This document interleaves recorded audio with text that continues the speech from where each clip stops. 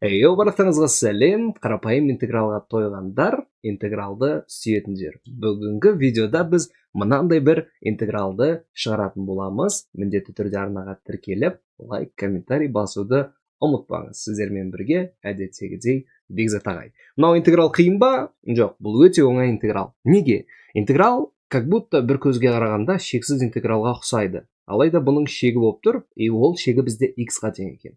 Және де бір байқасақ, 1 қосылған 2 қосылған 3 қосылған 4 сол секілді, енді бір белгілі бір заңдылығын бар екенін байқап тұрмыз. Қандай заңдылық? Әр мүше кейінгі мүшеге қарағанда бірге кіші, бірге артып бара жатыр деп те айтсақ болады. Мысалға, мына 1-ге 1-ді қоссаң 2 болады, 2-ге 1-ді қоссаң 3 болады, 3-ге 1-ді қосатын болсақ 4 болады, 4-ге 1-ді қосатын болсақ 5 болады. Егер бастапқы мүше және де одан кейінгі мүшелер сол бір-бірінен бір тұрақты санға артық болса, ол бізде арифметикалық прогрессия деп аталады, достар. Значит, бұл бізде интегралдың енді ең алдымен 12 деген алдына шығара саламыз, интеграл таңбасының алдына, себебі бұл бізде какой-то бір константа болады. Ал мына өрнектің барлығы бұл бізде арифметикалық прогрессияның жалпы мүшесінің қосындысы болып тұр. Бұның орнына мен бұны Sn по dx деп белгілесем болады екен. Енді Sn-ді табу үшін біз мына бір прогрессияны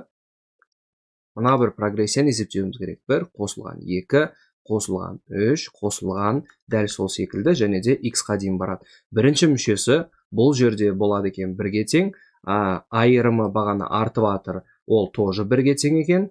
X дегеніміз ол бізде n-ші мүшесі болады, осы жақтан біз Sn-ді жай ғана тауып алсақ болады екен. Sn-ді табу үшін ең алдымен жалпы мүшесінің формуласын еске аламыз.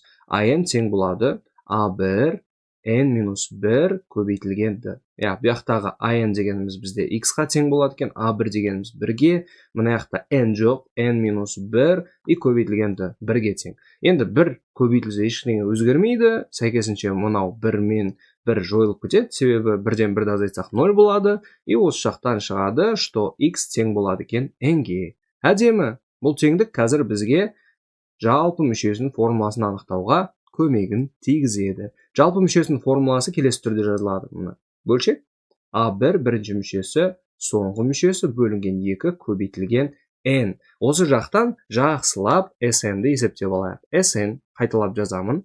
Ол бізде a1 қосылған an бөлінген 2 көбейтілген n и Sn бізге керек. a1 дегеніміз ол 1-ге тең, n дегеніміз бізде x-қа тең, бөлінген 2 көбейтілген n дегеніміз ол бізде тоже x-қа тең екен. Демек, жалпы мынау қосындының орнына біз мына бір өрнекті қоя салсақ жеткілікті болады екен. Осы жақтан уже қарапайым интегралды есептейміз. 12, одан кейін көбейтілген x плюс 1 бөлінген 2 по dx. Енді мына екеуін қысқарта саламыз. Салам алейкум ассалам, 6 болады екен. 6 тұрақты, оны шығарып жібере саламыз. Жақшаларды ашайық. X квадрат қосылған x болады екен. Мынау қарапайым интеграл, Бұның формуласын жаза кетейік. Интеграл xn dx болса, енді туындалған секілді туындыда алдына түсетін еді ғой, и азайтылатын еді 1. Бұда керісінше қосылады 1 и алдына түспейді, бөлшектің бөліміне түседі. Осы формуланы жаттап алыңыздар. Себебі бұл кез келген жақта қолданылады.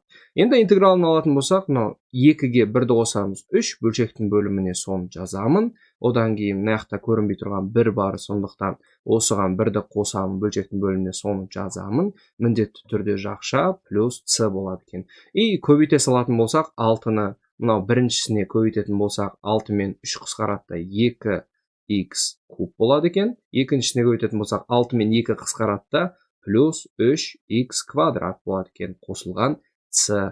Осындай бір жауап шығады екен біздің анықталмаған ерекше бір интегралымызда. Есеп ұнады ма? Қарапайым өте есеп екен.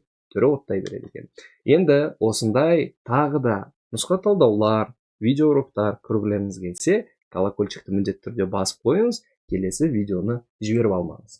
Ал егерде сіз математика пәнін таңдаған 11 сынып оқушысы немесе 10-9 сынып болсаңыз, міндетті түрде курсқа келіңіз. Біз математиканы 0-ден бастап 50-ден 50 балға дейін үйрететін боламыз. Сабақты өзім беремін, сондықтан сіздерді асыға өзімнің курсымда күтетін боламын.